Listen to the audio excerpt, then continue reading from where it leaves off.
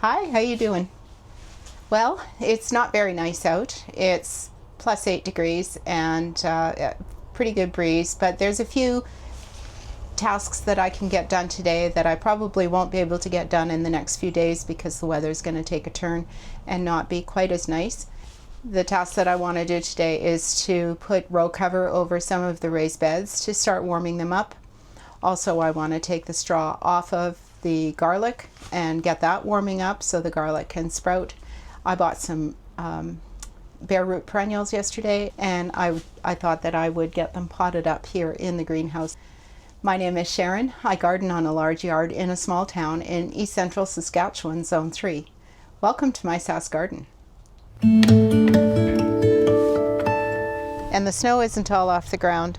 There's still some here and there, although it's amazing how much of it melted just this past week. In the last 7 days, I'd say we were fully covered just a few days ago, and a few days of over 10 degrees and sunshine, and the wind really wicks away the snow really quickly. Anyways, I'm anxious to get started. I am always this way this time of year. April is probably my hardest month because I think I should be out here. I think I should be able to garden, and not yet. But as soon as the snow came off these raised vegetable beds, I thought, well, I can come out here and get some of the row cover on the raised beds. That helps to raise the soil temperature a little earlier so that I can get some things planted. I bought seed potatoes yesterday, for example, so that'll help get that soil ready.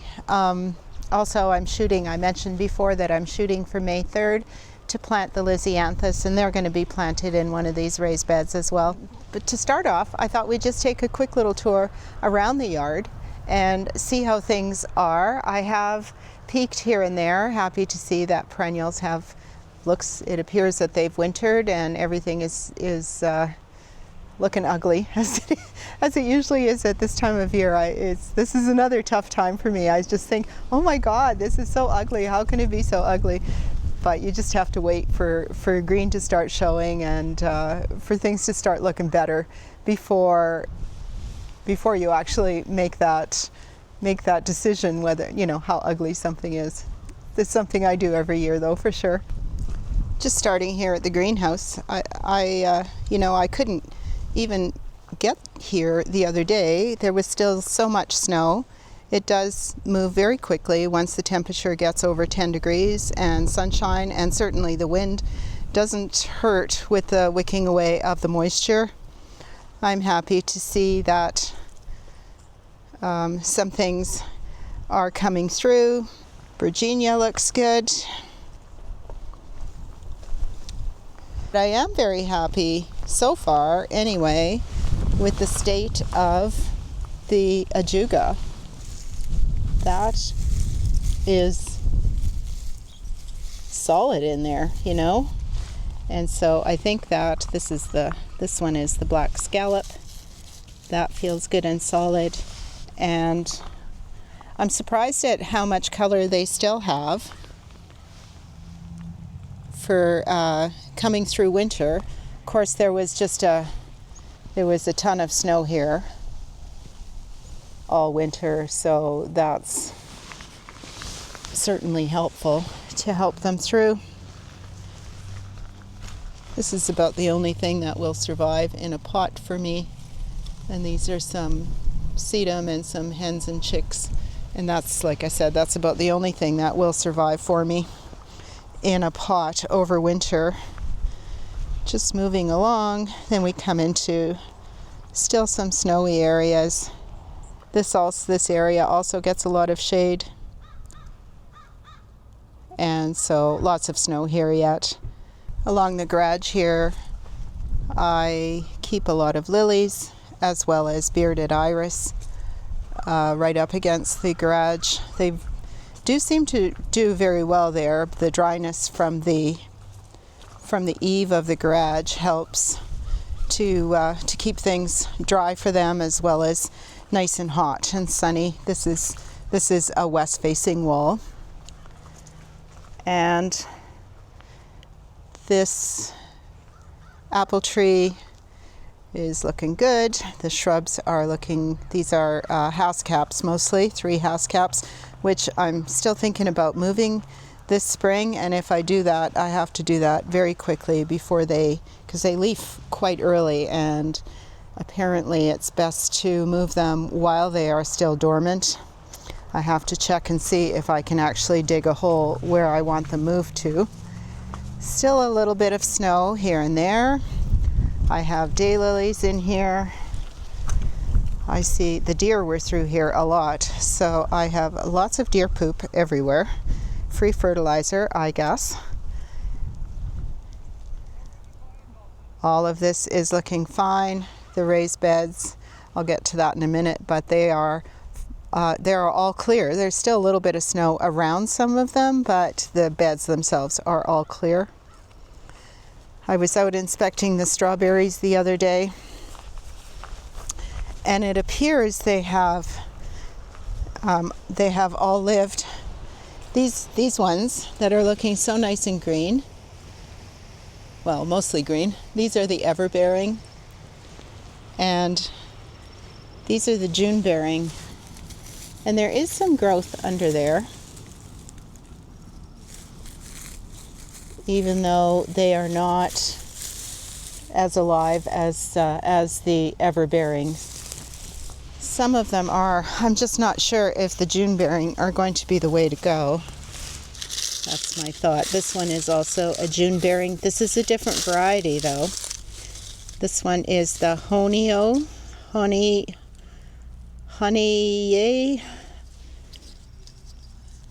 That's how it's spelled. Honeoyo. That one looks pretty good. This one in particular. And then I have a couple of Kent strawberries, and I think that's the other ones there that just aren't looking quite as good. And this one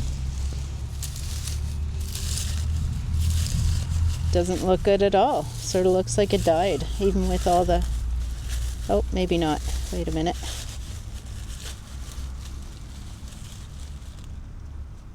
There. Well, it's surviving the tug test. It does have some green stems just under there. But, you know, I think that soil there is still frozen. So, I'm just being too anxious, as I usually am. There's my pile of leaf mold, and that has shrunk down probably a third, or by 2/3. I'm sure it was, full to there. I do have a video on that showing where I dumped all those leaves in this, and so it's really packed down. Hopefully it's making the leaf mold that I want it to make. And then continuing on into the backyard, oh my gosh, it's like the deer were living here or something. There's just piles and piles of deer poop back here. Holy. I know they were going through the yard a lot. We did see them on our security cameras a lot.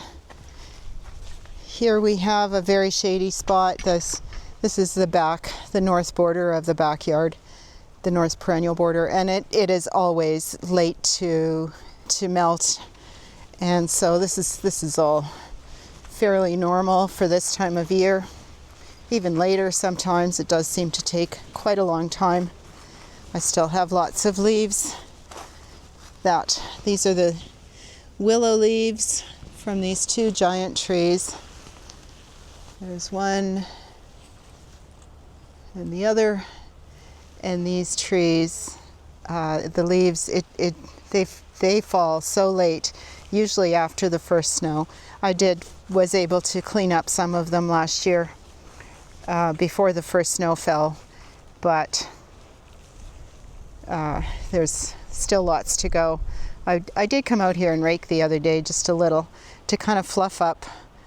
I raked to probably about here. I'm gonna say right to about there. And so just within 2 days that snow has receded that much again, because I raked up to the snow line a couple of days ago. The perennial borders look awful, really, right now. They're all packed with leaves, and there's straw underneath there as well. And you think, oh, that's never gonna pop up, like the plants are never gonna grow through that, but amazingly they do without any issue. Here's a daylily that looks like it has started growing. In this area, I have a lot of Martagon lilies. I leave those stems for the seed and just let them reseed and naturalize in this area. It takes, 5 years at least for a seed to start, for it to grow enough that it's going to start blooming. Over here, this is where we shovel snow. And so there's always an excess here, and more so than because it's shady. But I think I can get through here, because if you follow me on Facebook at all, you will have seen that I posted a photo a few days ago that my tulips and daffodils are up in this raised bed on the south side of the house, and they're looking good. I don't know how, I can smell the fritillaria. The fritillaria smells a little skunky, and I see over on the other side that 3 of them have already emerged. I was about to say that I don't know how everything here is going to survive minus 8. I suspect it will. I suspect it will survive that, because I generally think plants know what they're doing. And this is close to the house, so it's going to have some extra protection just from that. The fritillaria, though, these are the fritillaria here. The fritillaria, though, I don't know that they will survive a cold temperature like that. And I did this last year. I actually covered them with pots. That little one that's right there, I can just mound more dirt over top of it. I think I have 5 planted here, and I think one should be coming. No, that might be a oriental lily. The sticks are oriental lilies, and I just kind of left them so that I can see where those lilies are planted. And then I can, just in case I want to plant anything else, I know where the lilies are, and I don't have to worry about damaging them if I go in with a shovel. So yeah, oriental lilies, tulips and daffodils, and then I think right in the front I'm going to plant a row of Dusty Miller. I did that last year, and I was quite happy with it. It hid the dying foliage of the tulips last year, which is something I wanted to do, and so it worked quite well for that. And then I still had color from the oriental lilies. This year I might also plant some zinnias in there just to help with a little bit of color, because of course the oriental lilies don't last forever in a day, unfortunately. I wish they did. Everything else looks pretty good here. I have a lot of sedum and hens and chicks growing along the front here. In this hot and dry area, they really do seem to enjoy this. And then toward this end, I've got a bunch of Happy Returns daylily, and they do really well, although I'm probably going to be removing a bunch of them over here this year. I've had them for a long time. I'm just a little bit tired of them, and so I thought I'd have a change. I ordered myself a real soil thermometer. This is the Instant Read kitchen thermometer that I had been using, and I wanted one a little bit longer, mostly for the compost, but I thought I'd check out the temperature of the soil with both of these, just to see how it compares.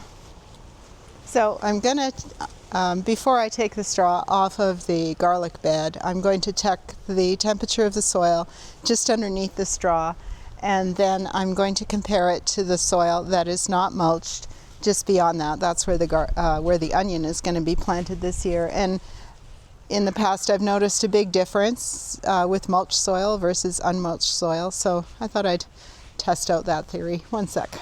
So this new one is not an instant read. So this one, the new thermometer, that has now stopped, and it's saying that it's about 4 or 5 and 40 Fahrenheit. This one says 3. So that's pretty close. I'm going to say that's pretty close. Okay, I'm going to put it in just that deep, because that's how far this one will go in. This one is saying it's about 12. So it's still going up a little. Yeah, that one's at about 12, which is, I'm going to say, about 55 Fahrenheit.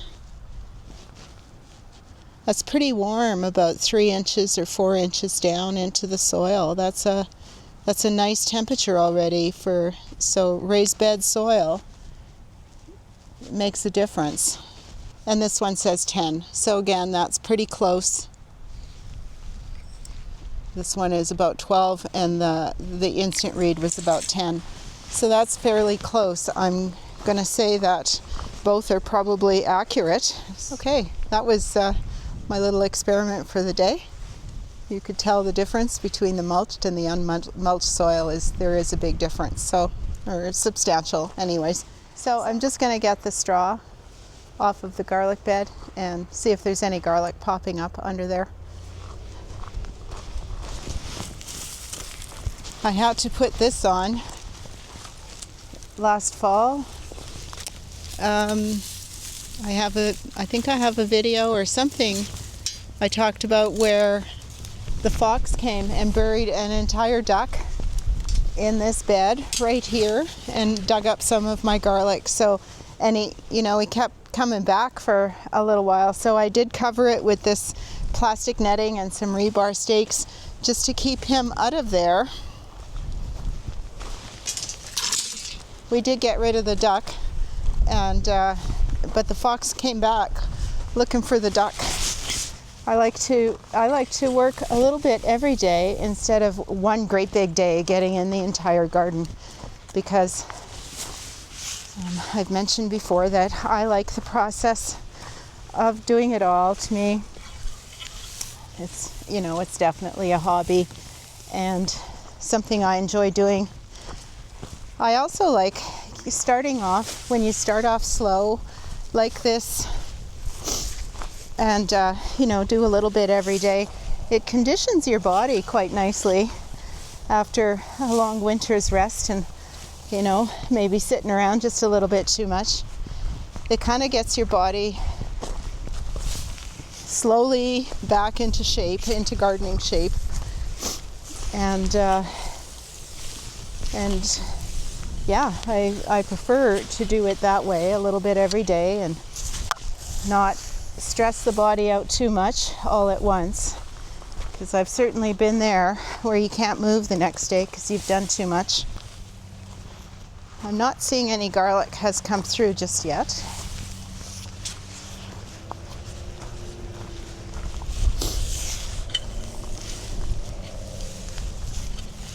Oh, I lie.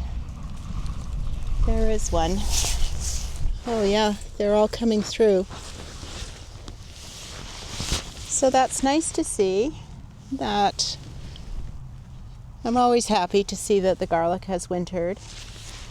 What I'll do, since there are some shoots and they've been living their nice life underneath some straw, I will keep a small layer, not as thick, but I'll keep a light layer of straw on the bed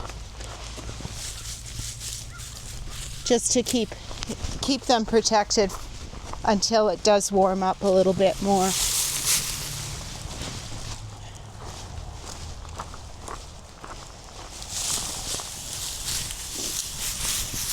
The garlic's up. I'm happy to see that. You'll notice that I just put the straw off to the side for the garlic bed, and that is because after it is all up, hopefully after a really good rain, I will reapply the mulch, and that just is to regulate the temperature as well as retain the moisture. Raised beds dry out a little bit quicker than in the ground, and so I utilize straw for a lot of the vegetable garden.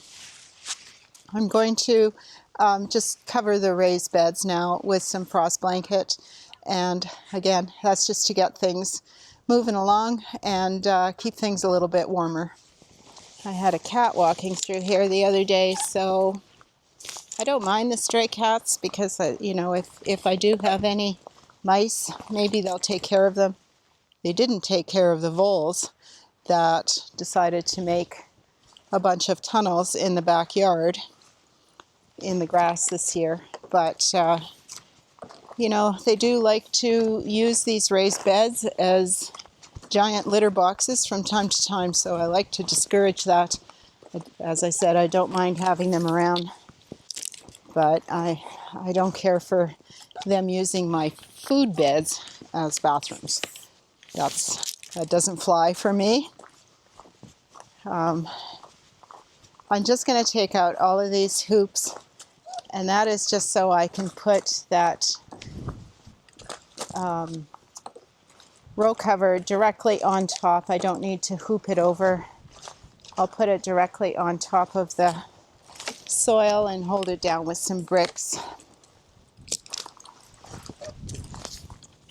These are easy to put in and take out, and I keep them all just in a big tote. I have them all cut pretty much to length. They do fit. They do fit with the hoops, so they're going to be a little bit oversized, just straight on like this.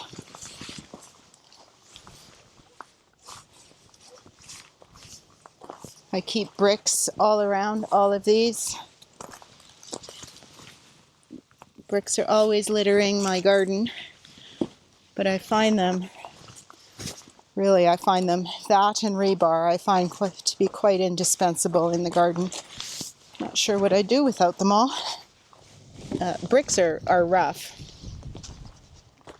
So if you have it down fairly snug and it doesn't blow in the wind very much, then you're going to be okay. They're not going to rip. But if they're flapping a lot and they're maybe rubbing against a brick, they're going to rip or cause holes or something. So whatever you use, you'll want to pay attention to that. The other thing I do here on the corners is I'll just twist it up like that. It's all just to keep it fairly taut so it doesn't, see there's a big hole right here that has ripped through. And it's still usable for sure, but that hole will probably just continue to deteriorate a little bit more, and I may find that it's not useful at some point, or I'll have to use it for something like a smaller application for something. So without the wind kind of blowing across it and keeping the soil cooler, I do find that this really helps a lot to warm the soil. And it also keeps the cats off when they're out roaming around at this time of year.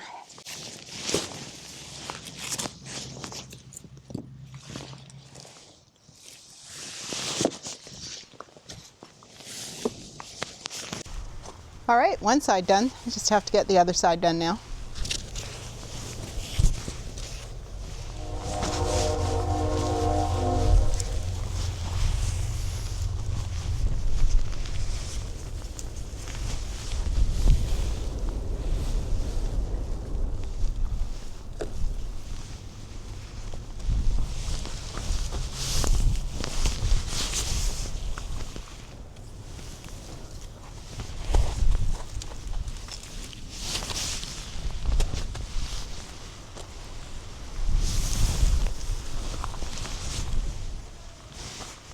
All right, I've done that.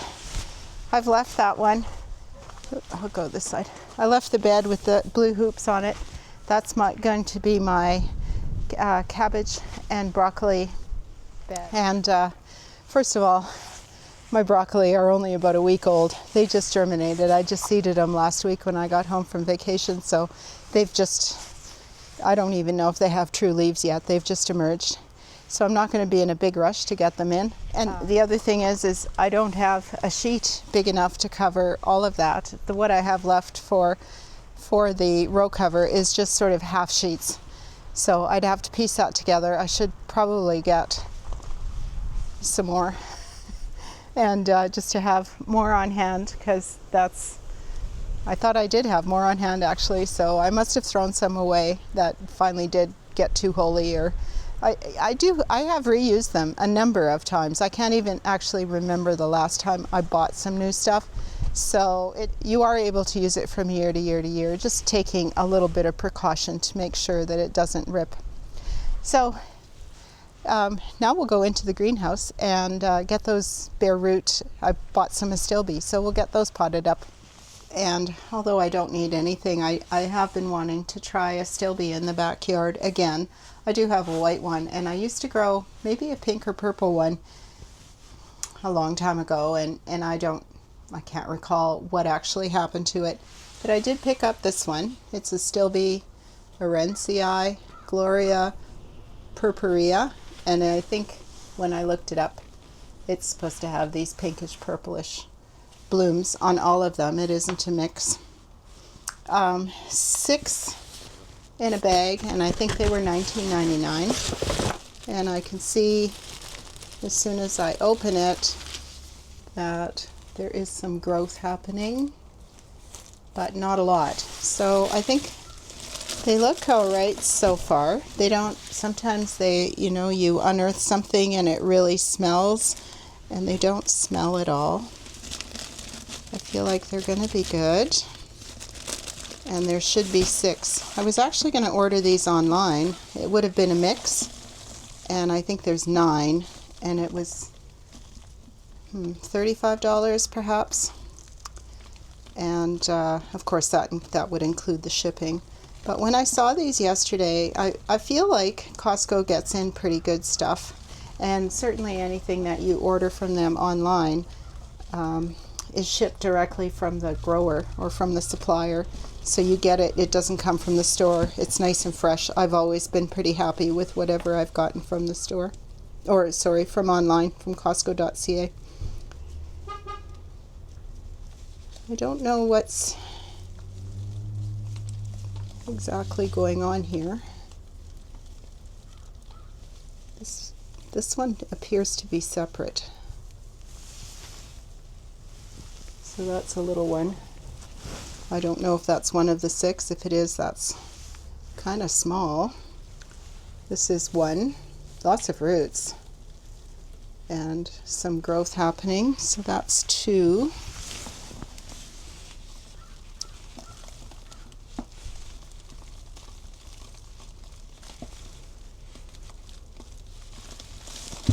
Here's 3. You can actually see where these have been sliced.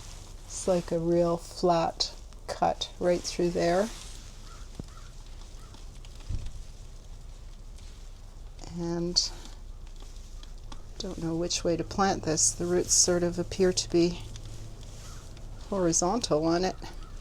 Lots of growth on here though. Look at that. That's 3. This one would be 4. Again, that was been sliced there. That's 4.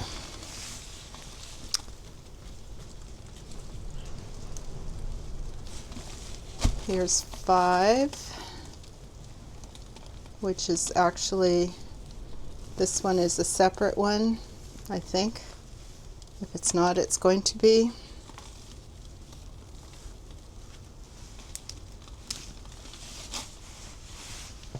I'm going to put those together, this small piece as well as that first piece.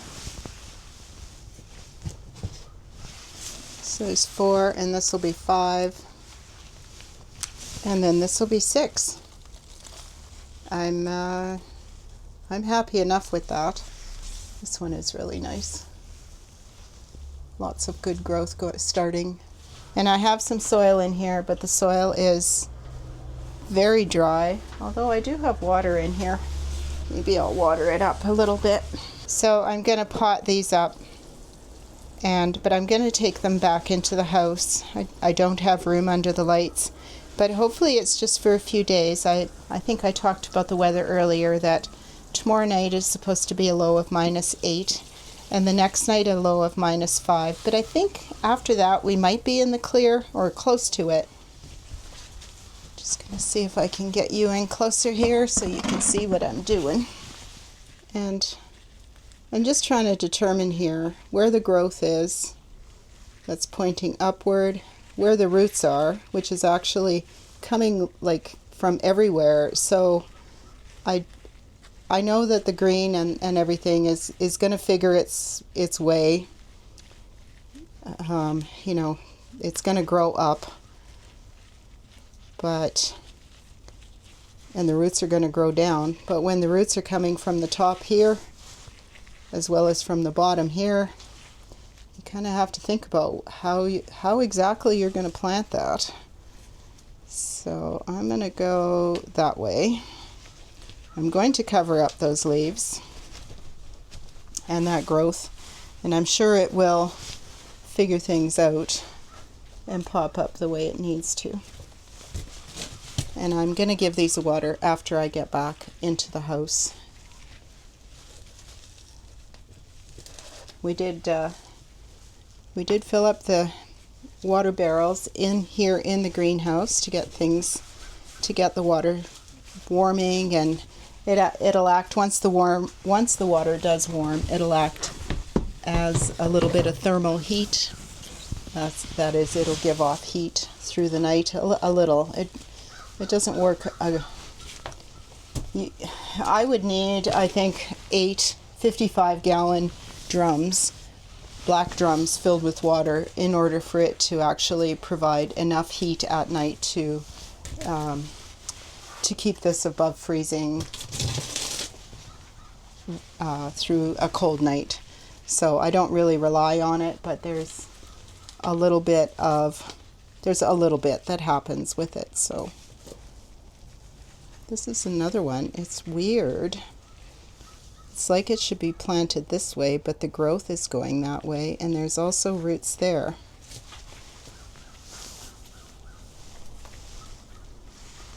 So I don't know what to do there. I guess just dig a hole, plop it in, and let it figure itself out. Quite honestly, just going to keep the growth somewhat on top. I've never divided an astilbe. I do have one in the back, and I did actually move it last year, but all I did was take a shovel and dug it up and moved it to another spot. I didn't inspect it at all. But in the future I may do that, because I don't know how these actually grow. Oddly, this one's a little bit easier to tell. The roots actually go down, except for those on the side. So I'm going to plant it just like that. And this one is probably the best of all of them. The roots and the growth are where they appear they should be. And some of that growth can actually stay exposed because it's all in the right spot. And this will be the little bitty one. This too is all in the right spot. So that is easy. And this little piece, it has roots, so I'm sure it should be all right. I thought these were something that I could add to the back border where I'm, slowly but surely having to remove all of the sun perennials because it's now so shaded back there. I thought that astilbe might be a nice perennial to put back there. I know they have a long bloom period, so they might be okay.